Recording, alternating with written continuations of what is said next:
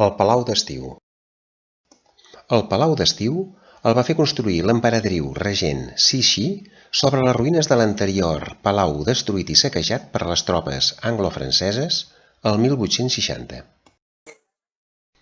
El Palau d'Estiu està a 12 quilòmetres del centre de Beijing.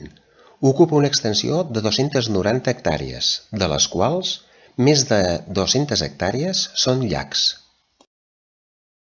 Per fer els llacs, es va buidar molta extensió de terra i es va construir un canal per portar-hi l'aigua. Presenta la típica divisió dels palaus imperials xinesos, a base d'arbres, rierols, pedres, estanys, pavellons, llacs, torres, temples i galeries cobertes.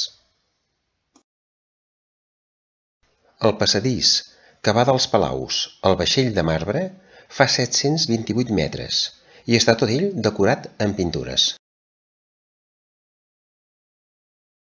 L'emperadriu va fer construir un vaixell de marbre en un dels llacs. El 1863, la noia Cixi, amb 16 anys, era la concubina de l'últim emperador de la dinastia Qing. L'emperador la va fer la seva esposa.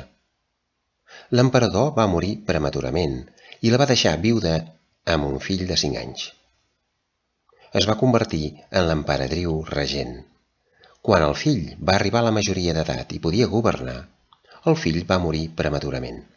Llavors, ella va anomenar emperador el seu net de 4 anys i ella l'emperadriu regent. Quan el seu net va arribar a la majoria d'edat, el va fer tancar, desterrat, a una illa fins a la seva mort. L'any 1987, la UNESCO va declarar el Palau d'Estiu Patrimoni de la Humanitat. Vistes de Beijing a prop del teatre on fan l'espectacle d'acrobàcies.